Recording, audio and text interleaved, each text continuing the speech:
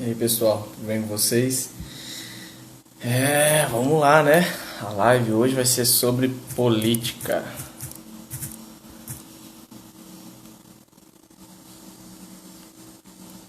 Certo comentário. Aguardando o Fê entrar aí, né? O Eu Católico, pra gente começar essa live. Bruna.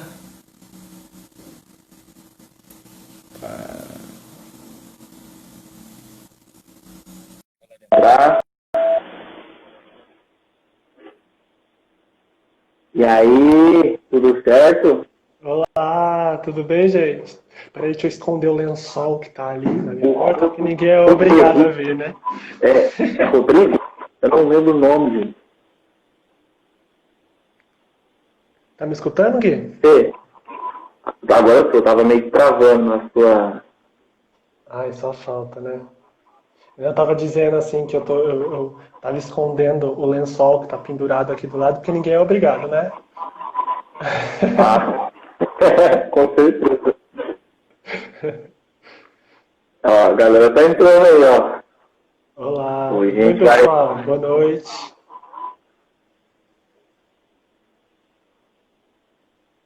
A gente vai ouvir um pouco, vamos falar um pouquinho aí sobre política, um pouquinho de tudo que a gente tá vendo. É, Será que o parquinho vai pegar fogo mesmo? Será? Depende, né? Depende de quem vai estar aí nos comentários, se a galera vai acompanhar ou não. Bom, vamos começar então nos apresentando, né? Como eu já falei aí, meu nome é Guilherme Eduardo, todo mundo já conhece. Não vou nem perder muito tempo me apresentando. Hoje a gente vai falar, já que o Felipe se apresenta, e hoje a gente vai falar um pouquinho sobre política, sobre esse movimento, a questão do preconceito que aconteceu ultimamente, aí teve esse movimento da Antifa, o que é Antifa, a gente vai falar sobre um pouco sobre fascismo, a gente vai falar o que a gente pensa sobre esse governo, né? Se a gente é a favor, se a gente é contra, qual é a nossa visão. E lembrando, gente, vocês fiquem à vontade em comentar e até discordar de nós, tá? Fique à vontade mesmo. Tudo que nós vamos falar aqui não é uma verdade absoluta, é um ponto de vista nosso, né? É uma reflexão que nós temos sobre tudo isso que está acontecendo. Isso mesmo, a Se gente você não é fascista. Aqui não é opinião única, né? A gente não é fascista.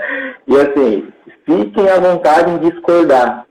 E eu convido vocês aqui a fazer parte da discussão mesmo, sabe? Tudo que a gente for falando aqui, vocês podem ir rebatendo, fica muito à vontade com isso. A gente só pede que vocês sejam educados, se puder, né? A qualquer coisa que vocês forem conversando aí, falando conosco, tá bom? Fê, se apresente para nós. Oi, gente, boa noite, tudo bem? Meu nome é Felipe Torres. Aqui no Instagram eu tenho, né, o perfil Eu Católico, que é um perfil mais voltado para a maneira como eu vivo a fé encarnada no meu dia a dia, seja na minha busca pela vida de oração, santidade, relacionamento. É o meu eu católico, né? Mas eu tenho 25 anos, sou engenheiro ambiental de formação, mas também gosto bastante de estudar por conta muitas coisas. O que eu estudo por conta, principalmente, é história, e voltado para a história eclesiástica, que eu gosto muito, história da igreja. Mas também fui professor, né, de um cursinho pré-vestibular de história geral. E eu vou comentar algumas coisas, né, da visão do ponto de vista histórico, tudo isso que a gente está vendo. É, faço parte do Ministério Universidades Renovadas, junto com o Gui. Na verdade, estou nessa linha já terminando a minha passagem pelo Ministério, né? Já que eu estou entrando em novas fases aí da minha vida. Mas atualmente eu não trabalho na minha área do meio ambiente, eu trabalho na área do mercado financeiro, na área bancária. E é isso. É isso o que vocês podem saber sobre mim. Gosto muito de ler e de escrever, e sou um escritor amador que espero aí poder ter bastante coisas publicadas aí para o Gui poder divulgar para vocês.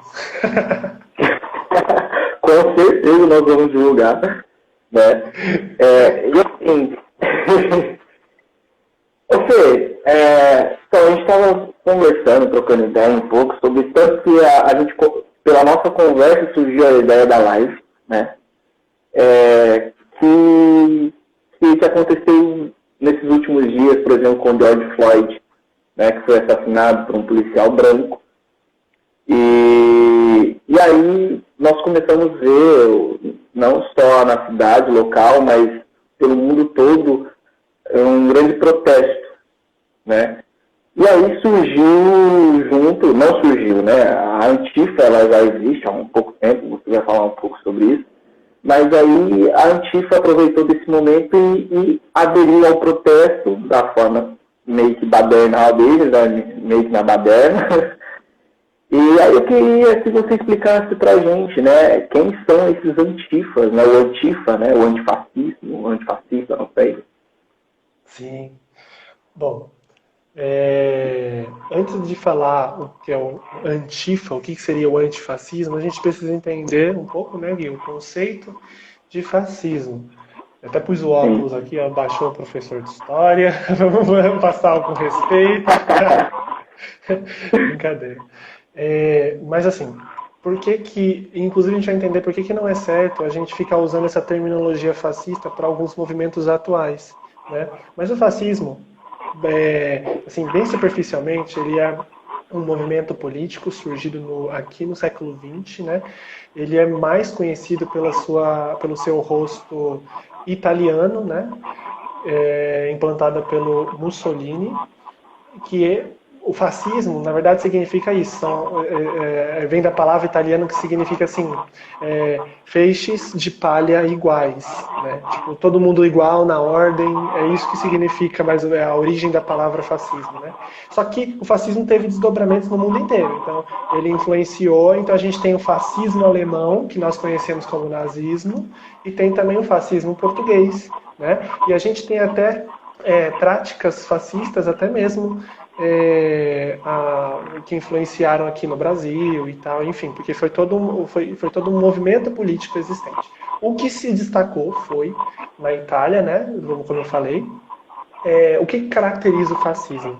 O fascismo, ele existe hoje uma ideia, e isso é um revisionismo de hoje, né? Os escritores atuais, eles falam muito sobre isso, sobre o fascismo ser uma espécie de extrema-direita, enquanto o comunismo seria uma espécie de extrema-esquerda, né? Só que isso é um revisionismo atual. Se você pegar os autores da época, contemporâneos ao fascismo e ao nazismo, eles consideram todos o fascismo como um irmão do comunismo. Não é a mesma coisa. São coisas distintas e o fascismo, ele inclusive luta contra o comunismo e o comunismo luta contra o fascismo. Só que eles são primos por quê? O que os comunistas, eles têm a ideia da luta de classes, né? E eles propõem então que a classe menor consiga ele se sobrepor à classe superior e então fazer uma sociedade igualitária, né? O fascismo, ele percebe que a ideia da luta de classes não dá muito certo, então ele substitui por outra ideia, a ideia de nação. Então, assim, não existe um país com classes diferentes em que uma classe vai dominar a outra para poder fazer uma sociedade igualitária. É tipo assim, todo mundo que é dessa nação é igual, entendeu? Então, assim, todo mundo que é de fora é perigo para a nação. Então, mas os dois estados, o Estado comunista e o Estado fascista, eles usam muito do poder bélico, eles são estados caracterizados pela violência. O comunismo, ele tem essa coisa da estatização da economia, o fascismo não tem questão da estatização da economia, porém, ele tem essa coisa do mercado nacional. Então, as empresas nacionais são privilegiadas, são medidas protetivas das empresas nacionais e tudo isso se contrapõe a uma outra ideologia. Essa sim, tida de direita, que é o liberalismo, né? Então, a gente não coloca o fascismo como uma extrema direita. Na verdade, o fascismo ele seria um primo do comunismo e ele também é classificado como uma ideologia de esquerda. Afinal, ele também visa uma revolução, entendeu? Mas, enfim, isso causa polêmica porque muitas pessoas, muitos escritores atuais, eles fazem uma revisão da história e eles classificam o fascismo como uma extrema-direita. Né? Só que se você pega os contemporâneos, eles todos classificavam, tanto que os próprios fascistas alemães, que são os nazistas, eles se chamam de socialistas. Né? Eles, inclusive, eles batem no peito dizendo que eles concretizaram aquilo que o socialismo propõe. Né? Mas são ideologias diferentes. Então, beleza, isso é o fascismo. Né? Então, o fascismo ele tem essa coisa do nacionalismo muito forte e o uso da violência, principalmente, né? Para você conseguir ter toda essa questão da ordem. Né? Aí o que acontece? Surgiu nessa época um movimento que lutou contra Mussolini, que é um movimento antifascista, que tem como visão, principalmente, eles têm a ideia assim, se o fascismo, eles propõem a violência como meio de impor a ordem, então, para a gente conseguir derrubar esse movimento político, eu preciso de violência.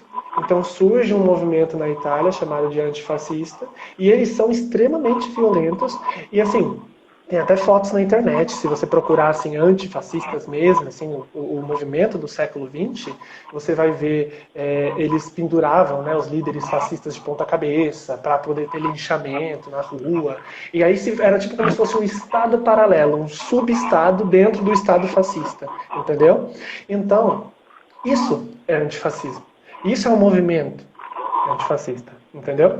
Aí o que acontece? Por que é errado, né, a gente chamar movimentos populares de fascistas, assim? Porque fascismo ele está, por definição, ligado à ideia de Estado. Então, se existe um movimento antifascista, ele não pode estar lutando contra tipo, um eleitorado, pessoas e coisas assim.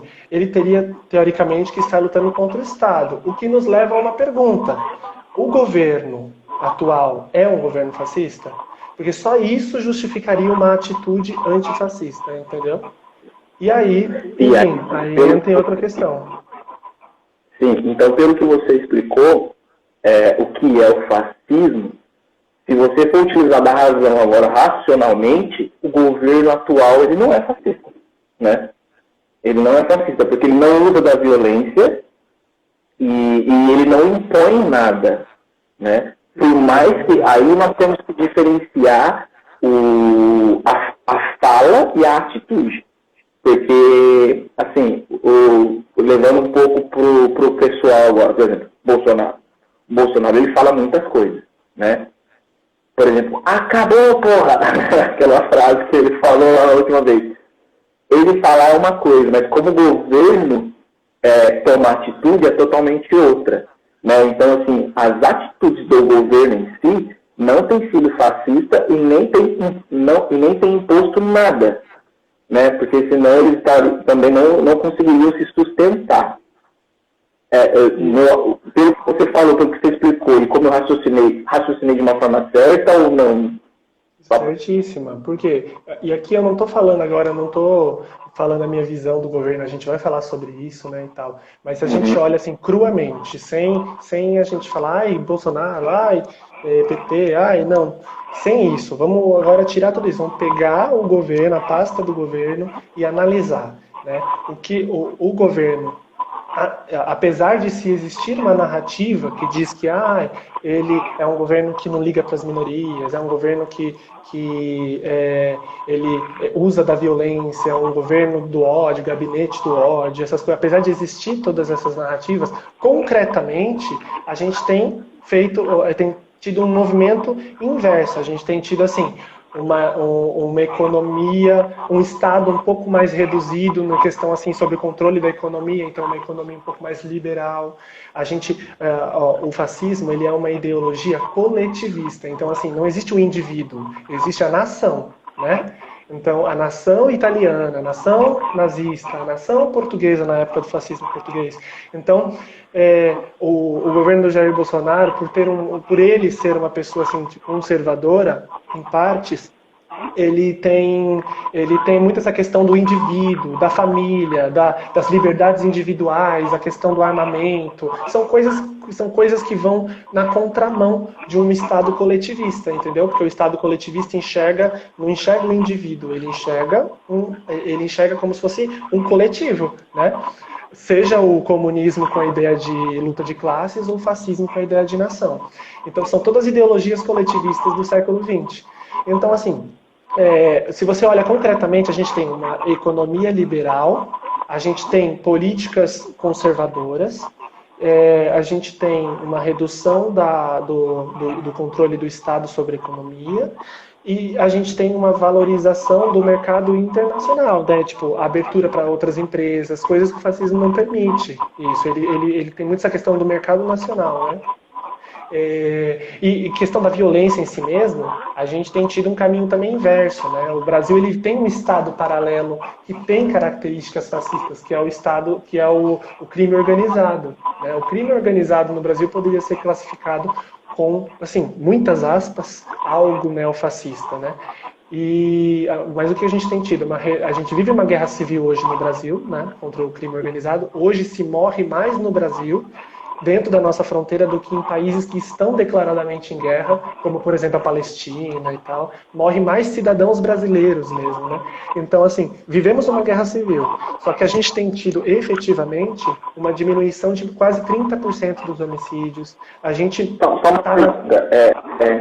A gente vive uma guerra civil camuflada, né? Por exemplo, é uma guerra civil não declarada e ninguém entra em desespero, mas na realidade tem acontecido, porque o crime organizado no Brasil é muito forte e muita gente tem morrido, né, por causa disso. É muito forte. O estado do Rio de Janeiro, por exemplo, é um estado controlado pelo crime. Se, por exemplo, os criminosos lá resolvem derrubar o governo, eles conseguem, eles têm até poder bélico para isso, sabe? É um negócio assim extraordinário e muito perigoso. Então, e aqui vai nos levar a um outro lado aqui.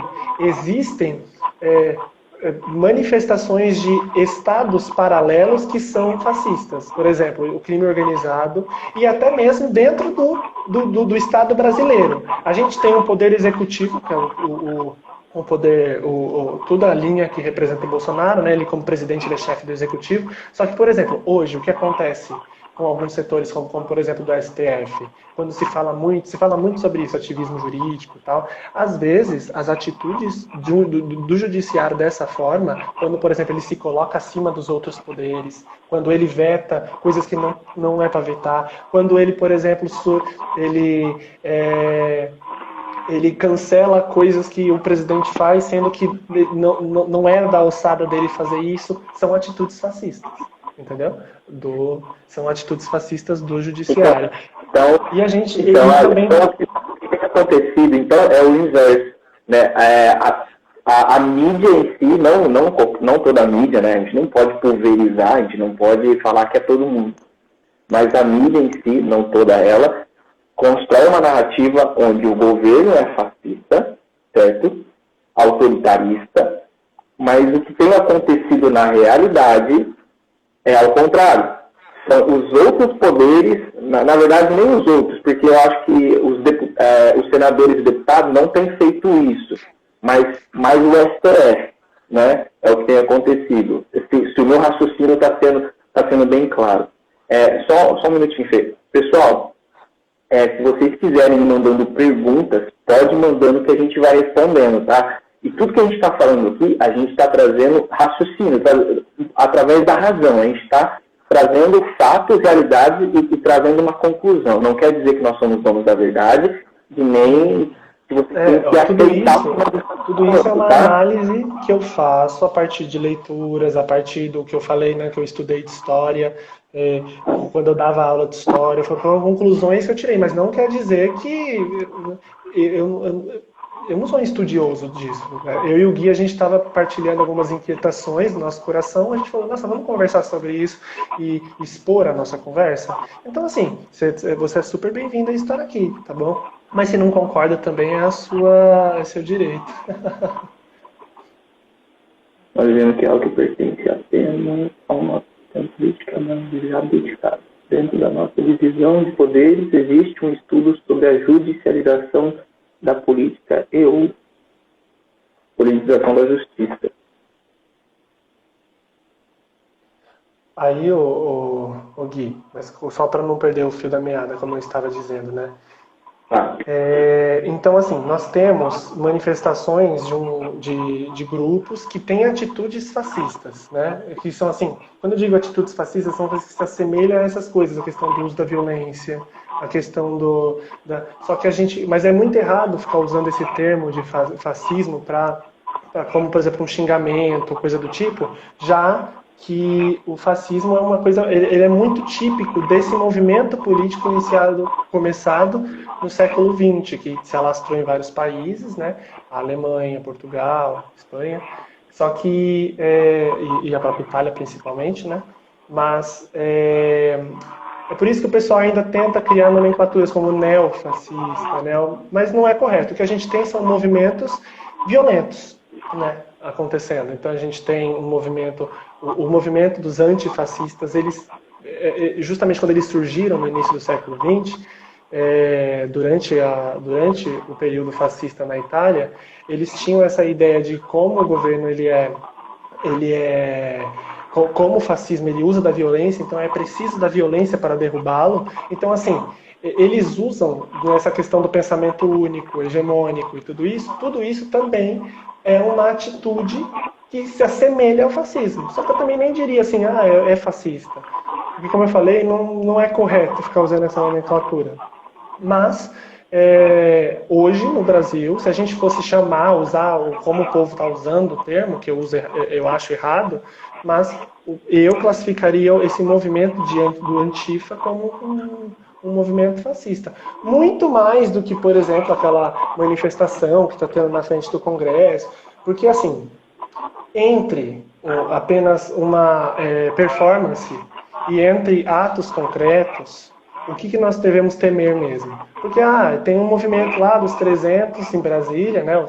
Eles se chamam assim, da Sarah Winter, eles usam capas, eles usam máscara do Jason, do Pânico. Aí o pessoal fala assim que, meu Deus, é Ku Klux Klan, é supremacia. Mas tudo isso aí são narrativas, porque no fato mesmo, esse grupo já está quase 2 meses, não sei se é 1 mês, acho que é 1 mês e pouco que eles estão lá, já acampados, e não tem uma acusação de atos violentos mesmo. Eles fazem performances, eles têm um discurso agressivo, tipo, de falar que vão atrás do STF, de falar que vão perturbar a vida do STF e tudo aquilo. Mas é no sentido de que eles enxergam que as atitudes do STF têm ido contra, né, tem sido atitudes que esse grupo enxerga que é errado, que é ilegal, que é esse ativismo jurídico e tal.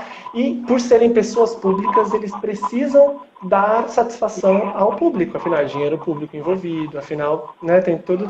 Então eles usam dessa coisa, tipo, nós vamos importunar vocês, nós vamos não sei o quê. Então é um discurso assim, mas no fato, na prática, há mais de 1 mês que eles estão lá e não tem nenhuma atitude realmente violenta, né? Agora, esses foram 3 ou 4 protestos dos Antifa que aconteceram no Brasil, que na verdade é mais uma cópia tupiniquim também, porque não é nem original, porque foi uma cópia do que está acontecendo nos Estados Unidos, mais ou menos, só que foram o quê? Umas 3 ou 4 manifestações dos Antifa, e todas elas recheadas de atitudes violentas, concretas. E aí, né? Que eu fico chateado no meio dessa história, porque como que, por exemplo, não estou falando se foi certo ou se foi errado, tá, gente? Aqui só faz parte da história. Por exemplo, como é que a Dilma sofreu impeachment, como que ela saiu de lá? Por atos pacíficos, não foi por violência, né? As pessoas saíram na rua, protestaram. E eu acredito que às vezes o impeachment ele teve mais força porque as pessoas estavam na rua protestando do que matéria em si, né? E aí hoje o protesto dos antifascistas é através de violência, sendo que violência com mais violência não resolve nada. Não é assim que se luta. Não, mas é Eu que estava assim, vendo. Gui, Gui, é Eu que tava o movimento vendo. antifascista, pelo menos falando do movimento quando ele surgiu, ele enxerga que é pela violência. Porque assim, se o fascismo é violento, ele só pode ser derrubado com violência, entendeu? E é por isso que eles não veem isso como algo errado. Mas assim, dentro do nosso Estado de Direito hoje, isso que eles fazem, inclusive em alguns países, nos Estados Unidos e tal, se debate sobre essas atitudes serem consideradas como terrorismo, entendeu? Porque elas colocam, enquanto a gente tem um grupo, uma militância, protestando, fazendo performances lá em Brasília contra uma figura do Estado, que no caso é o STF, Esther, eu vou comentar o que você falou aí, tá? Não esqueci não. Pessoal, podem ir mandando, tá? Depois a gente lê aí as coisas. É, enquanto a gente tem grupos lutando contra algumas figuras que fazem parte da nossa política, do nosso Estado de Direito, né? Então, por exemplo, o STF, ou atitudes da Câmara, enfim, ou até mesmo a atitude do presidente, isso está dentro da legalidade. O problema desse neo-antifascismo, esse grupo atual que está protestando, é que eles falam assim: vamos usar de violência para derrubar os fascistas. O problema é que justamente por esse grupo já está caindo também em outras narrativas e muito alinhado com o que a esquerda brasileira diz, basicamente, eles consideram como fascistas, na verdade, o eleitorado do Bolsonaro. Só que se você pegar o eleitorado do Bolsonaro, é o quê? São 60%, 70% da população. Então, na verdade, esse grupo está representando um problema social, porque eles estão colocando em risco a sociedade, o eleitorado, né? As pessoas que usaram do direito constitucional do voto.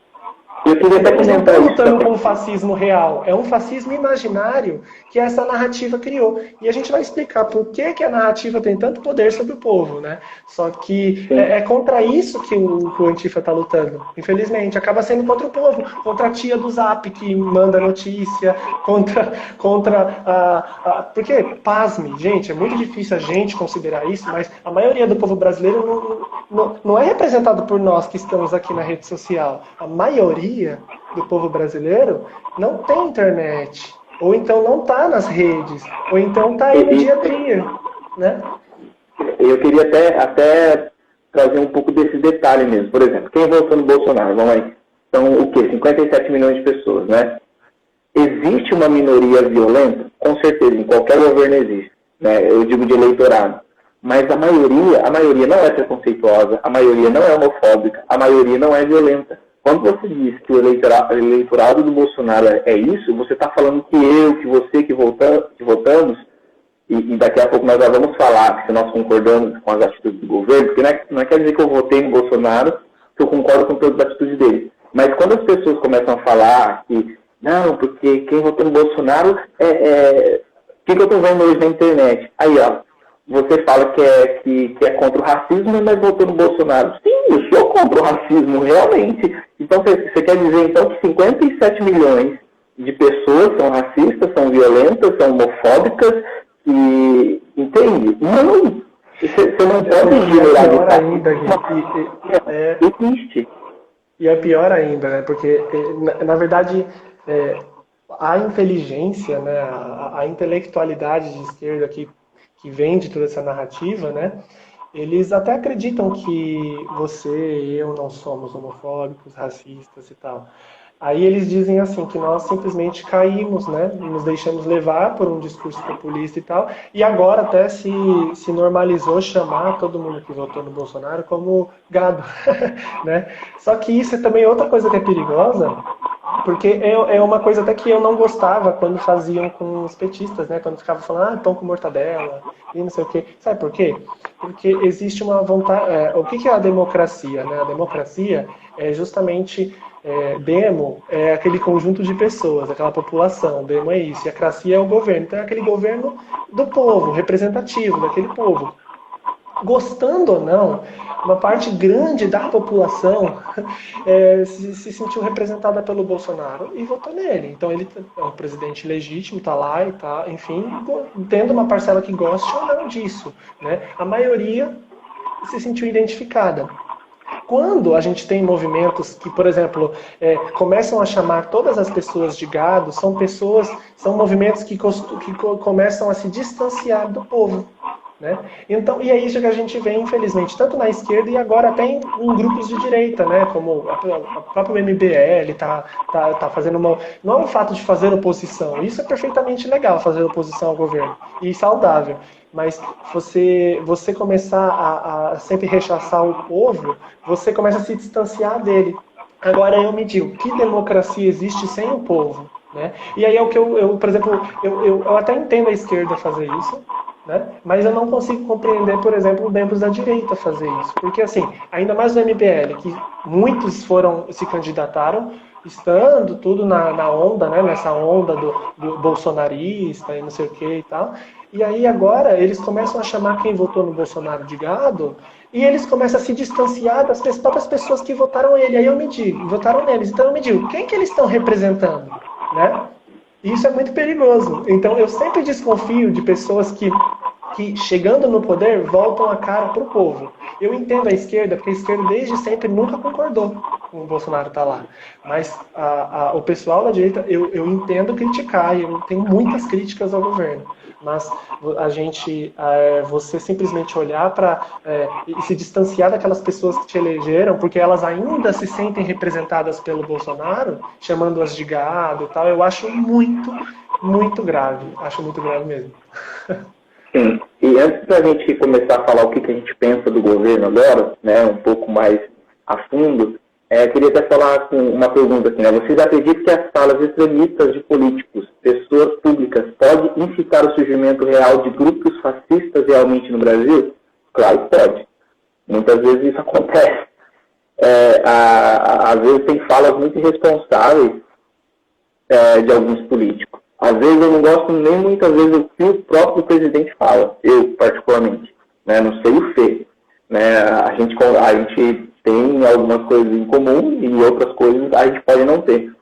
Mas realmente tem que tomar muito cuidado com o que fala, porque acontece aquela história, né? Eu tenho controle do que eu falo, mas eu não tenho controle do que você entende o que eu falo. Né? Então, às vezes, o que acontece? Muitas vezes falta um pouco filtro e até discernimento de algumas coisas, até que o próprio Bolsonaro fala, né? E outros políticos. Gente, mas assim, entre burrice, porque assim, burrice não é fascista, burrice é burrice. E o que eu não estou falando, eu quero dizer, eu votei no Bolsonaro e eu sou um apoiador do governo. Mas assim, é fato que o governo faz muita burrada, meu Deus do céu. Só que até aí, fazer burrada não é ser fascista, entendeu? Isso a gente tem que deixar bem claro. Às vezes é uma falta de estratégia, é uma ignorância, são coisas às vezes inaceitáveis. Só que entre isso e ser fascista, a Esther colaborou aí, obrigado, viu, Esther? Foi o que ela falou, ela acredita mesmo que o fascismo é um nome errado, porque é um anacronismo. Anacronismo é isso, é quando você pega uma coisa de um tempo e você coloca num contexto histórico diferente, que não tem nada a ver, uma outra cabeça, e isso é anacronismo, né? E talvez lá na frente os estudiosos chamem esses movimentos, tem um nome próprio para eles, né? Tudo isso que a gente está na nata, a gente está no olho do furacão, vivendo tudo isso agora.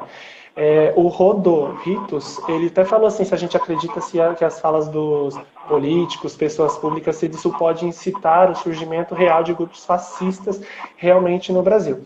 Eu acabei de falar. Não, com certeza. E assim, eu acredito que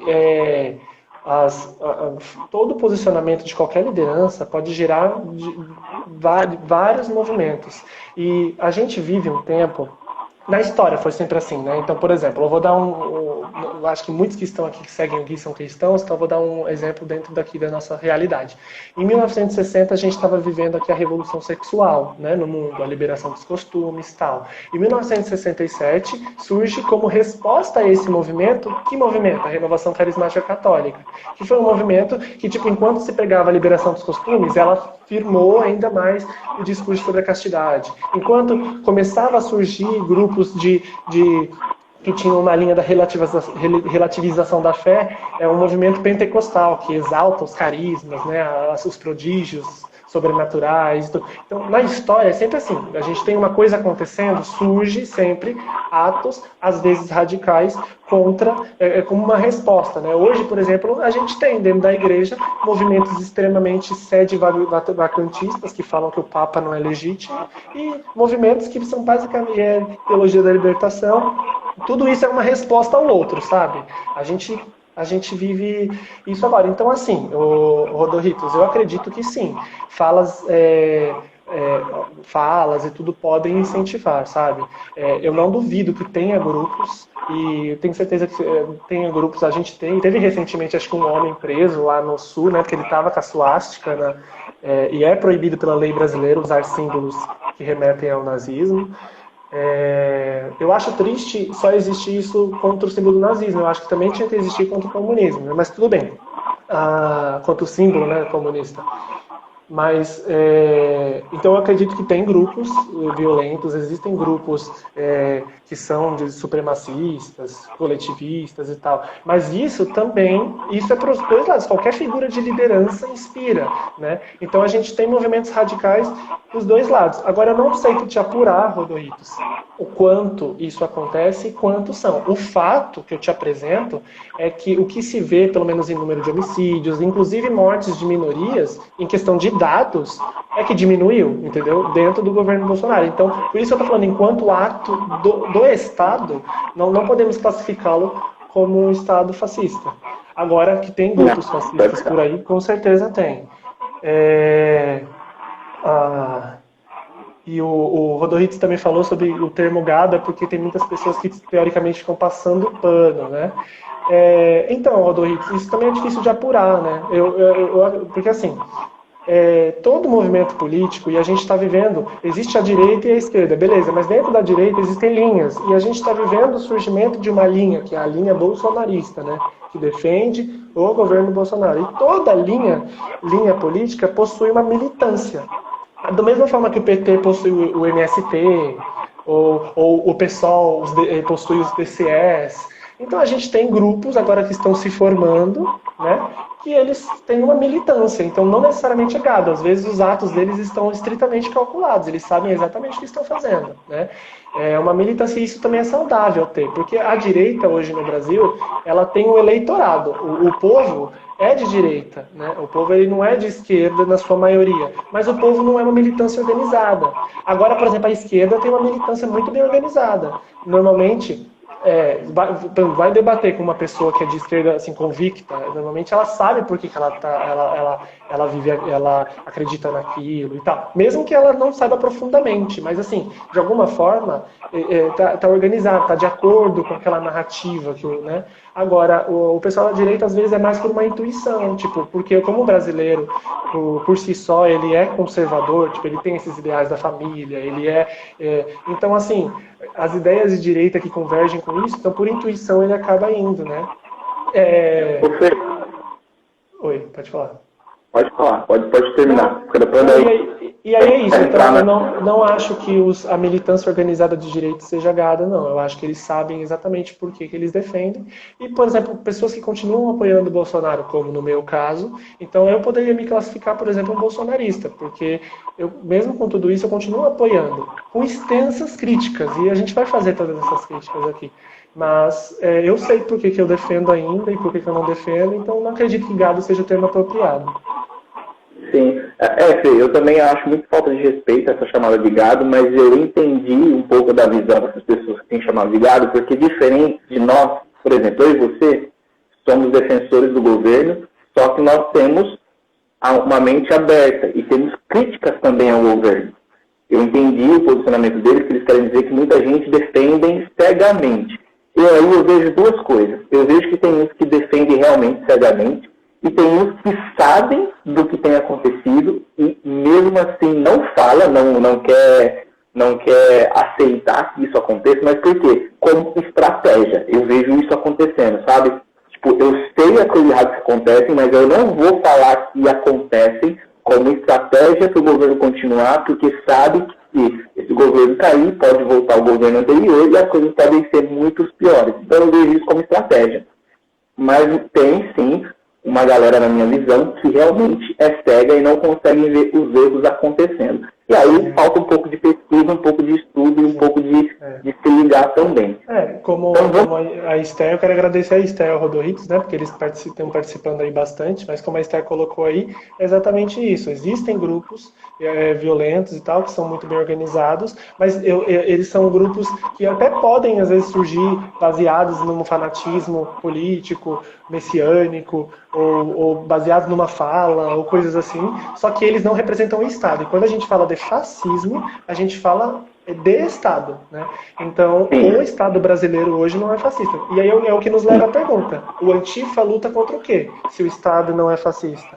Aí cai esse perigo, porque é o que a narrativa está definindo como fascista, entendeu?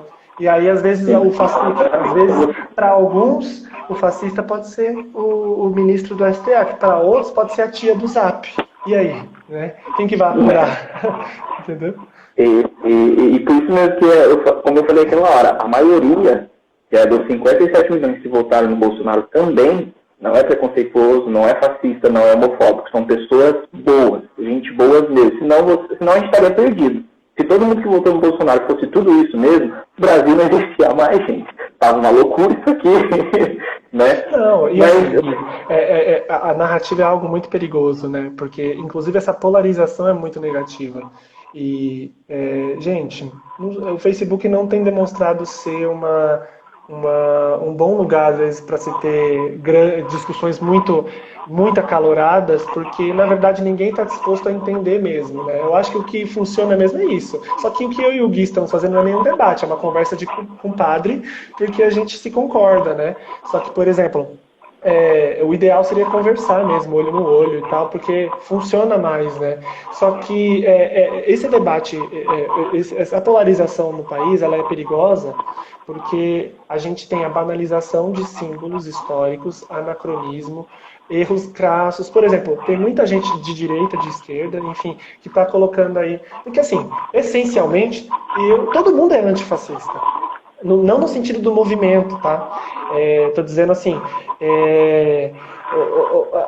ninguém é a favor do fascismo. Se você falar pra, é igual você chegar pra uma pessoa e falar assim, você é contra gay? Ninguém é contra gay, assim, quer dizer, alguns são e batem no peito, né, infelizmente. Mas tô dizendo assim, se você apelar à consciência das pessoas, ninguém se diz fascista. Ninguém se diz preconceituoso. Ainda que às vezes exista lá um preconceito implícito, às vezes um racismo, a gente se fala muito dessa questão do racismo implícito, estrutural, essas coisas assim, né? Só que assim, ninguém se diz, né, afirma. E quando a gente tem a superficialização de coisas, de termos assim, às vezes pessoas que, por exemplo, por você defender uma bandeira de direita, você se torna um homofóbico. Só que, por exemplo, quem me conhece sabe que eu não sou homofóbico. As pessoas estão ao meu redor, né? Elas sabem das minhas atitudes. E por isso que eu falo que as conversas no olho acabam funcionando mais, porque você lidar com pessoas que te conhecem, né? Mas aí apela a consciência das pessoas, a narrativa. Você chega para qualquer pessoa e fala assim, você é contra o fascismo? A pessoa vai falar, sou. Então coloca isso no seu Facebook, a moldurinha lá escrito engenheiros, antifascistas. E isso é muito errado. Isso que eu estou vendo acontecer, eu estou ficando muito preocupado, porque eu vejo gente que eu conheço, gente dentro do próprio Ministério, Universidades Inovadas, colocando várias bandeiras, eu sou antifascista, eu não sei o que antifascista, engenheiro antifascista, açougueiro antifascista, tipo... Não, e isso também é um outro erro clássico. Sabe? Isso é até por trás daquele movimento. E esse antifa, gente, desculpa a palavra, mas é uma bosta. Desculpa, né? O antifa, né, eu falar, você assumir... Tem que quebrar tudo. Isso, você assumir o termo antifa é você assumir aquele movimento antifa que surgiu no século XX que colocava fascistas de ponta cabeça, que eram pessoas do Estado, né? Então, assim, primeiro que você tem a banalização, que eu falei, e segundo que você tem erros crassos. Por exemplo, quando você tem esses setores, né, engenheiros antifascistas, católicos antifascistas, as pessoas estão colocando, né, colocam uma coisinha assim, colocam embaixo antifascistas. Se você é uma pessoa que você é contra o movimento político, você não é dividido por setor, não é a sua profissão, não é, é você, né? Só que você usar esse símbolo, não dá, esse símbolo carrega em si um peso histórico. É a mesma coisa de eu tatuar aqui uma suástica e dizer assim, mas no budismo a suástica tem um significado, né? Mas não, na suástica eu estou carregando comigo todas as pessoas que morreram, né? Porque o que acontece? Ela tem um peso histórico. Ou a cruz. É a mesma coisa, um cristão não usa a cruz. Por quê? A cruz é um instrumento de tortura. Só que ela tem um peso histórico que quem olha para ela já não relaciona ao instrumento de tortura, mas sim ao instrumento de salvação. Então, assim, a gente não pode ficar usando símbolos assim, entendeu? Mas também, a gente também não pode ficar procurando símbolos aonde não tem. Foi igual, por exemplo, eu falei, a questão do copo do leite, né? É verdade é verdade mesmo que durante a propaganda nazista eles usavam o copo de leite para representar a supremacia branca e não sei o que e tal. Mas assim, gente, sinceramente, olhando nos olhos de vocês acreditam que o Bolsonaro pensaria, tipo, de verdade nisso, nossa, eu vou fazer aqui um ato subliminar para representar a supremacia dos brancos sobre os negros tomando um copo de leite? De verdade, acho que não. E outra, né? Aí é procurar a narrativa, a gente tem medo, aí as pessoas ficam com medo, meu Deus do céu, ele tomou um copo de leite, está representando nazistas, mas concretamente não é isso que está acontecendo. E os grupos neonazistas, inclusive como a própria Esther colocou aí, eles são muito bem organizados. Se você pega, por exemplo, os skinheads, o movimento skinhead, eles são muito claros no que eles são contra. Eles batem nos movimentos anarquistas, eles são contra gays, são homofóbicos, são antissemitas e também são não me vem à cabeça agora, mas isso, se você perguntar para o skinhead, ele declaradamente ele declara isso. Os movimentos neonazistas, eles são muito bem definidos. Agora, se a gente fala de fascismo, você tem que olhar a estrutura do governo e poder dizer se o governo é fascista. Concretamente, não é, né? E uma curiosidade, né? Aquele protesto lá dos encapuzados em Brasília, na verdade foi uma referência, inclusive eles mesmos explicaram, foi uma referência à batalha bíblica de Gideão, que teve os 300 que usaram tochas e louvores a Deus para vencer os 150 mil do exército inimigo, né? Sem usar armas, mas só tochas. E por isso, como eles se chamam 300 do Brasil, eles usaram... Esse foi o símbolo que eles quiseram usar. Mas se cria uma narrativa de Ku Klux Klan e tal. E aí o que acontece? A gente tem pessoas que temem muito mais o que o suposto grupo nazista falou do que, por exemplo, o que o grupo Antifa de fato está fazendo, que é estragando a cidade, batendo em pessoas. E nos Estados Unidos até aconteceu mortes, né? E tanto que teve um mendigo que teve a cama dele pegando fogo, porque os antigos foram lá e queimaram, tipo assim, é aqui que eu moro, ele gritava, é aqui que eu moro, tipo, sabe, é uma baderna sem igual. E aí, Fê, eu já queria entrar então, falta aí 12 minutos para encerrar lá, e qualquer coisa a gente abre uma outra só para encerrar o assunto, rapidinho. Mas e aí, vamos falar então sobre o governo agora, né, que é a situação aí. Quero deixar bem claro, né, eu votei no Bolsonaro, o Felipe votou no Bolsonaro, nós somos a favor do governo, sim, mas também nós criticamos o governo também, porque nós não concordamos com tudo que o governo faz. Nós temos consciência daquilo. E aí, Fê, eu queria até conversar com você de alguns pontos negativos que a gente observa do governo, né? Por exemplo, eu digo, vamos dizer assim, a gestão dessa pandemia. Claro que nem tudo é culpa do governo, né? Os governadores também fizeram muita coisa caca, muita coisa errada para tentar jogar a culpa no governo, mas a administração e a gestão do Brasil, por causa dessa pandemia, não foi muito legal não, né? Cara, vamos mesmo falar sobre isso?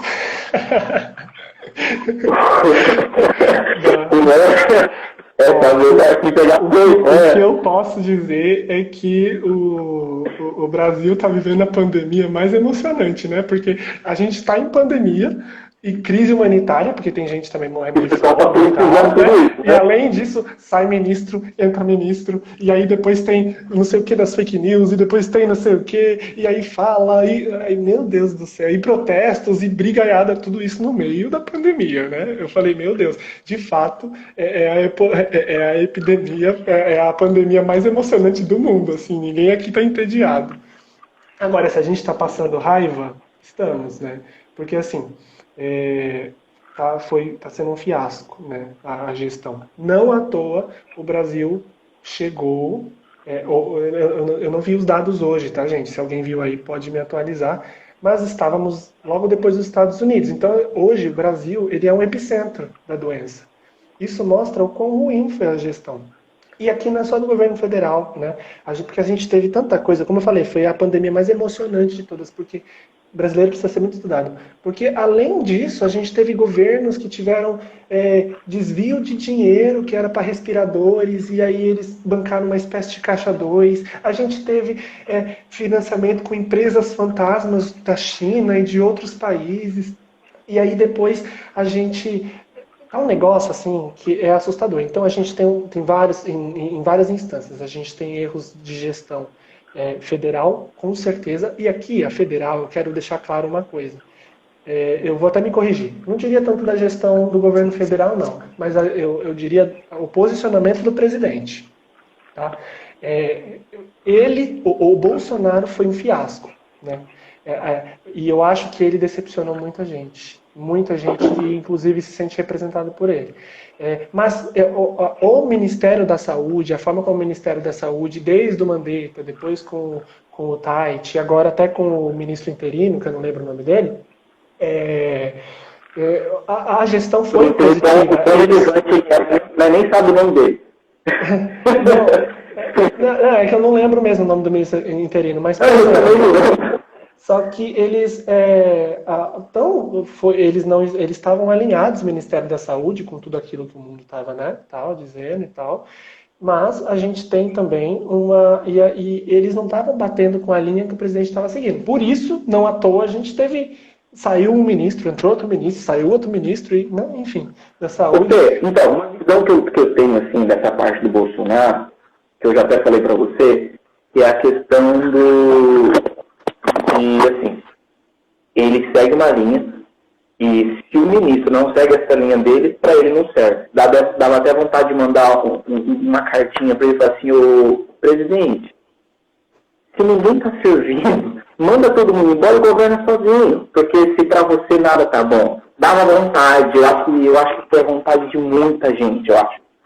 Né? Porque assim, toda hora, aquele ministro prestava para ele. Se o ministro vai contra a ideia dele, o ministro não presta para ele.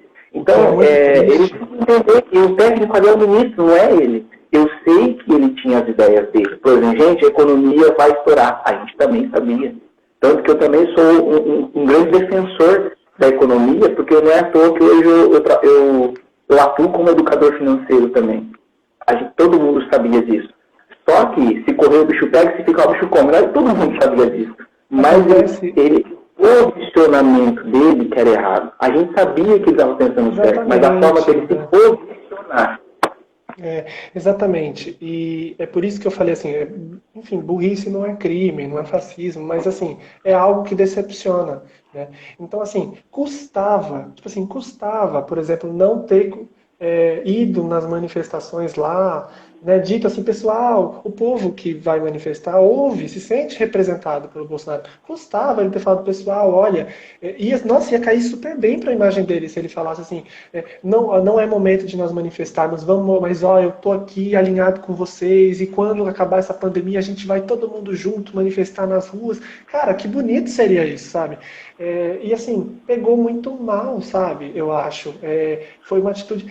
Beleza, foi aí que eu falei, é ignorância, porque eu sei que muitos vão duvidar, mas eu enxergo sinceridade em alguns atos do Bolsonaro, sabe? Então, eu enxergo que ele realmente, na cabeça dele, ele entende que, por exemplo, ele está lá, junto com o povo, ele está enfrentando tudo para estar com aqueles que elegeram ele. E, inclusive, essas atitudes dele, e é um paradoxo muito louco, porque são essas atitudes dele que fazem com que muitas pessoas continuem se sentindo representadas, né?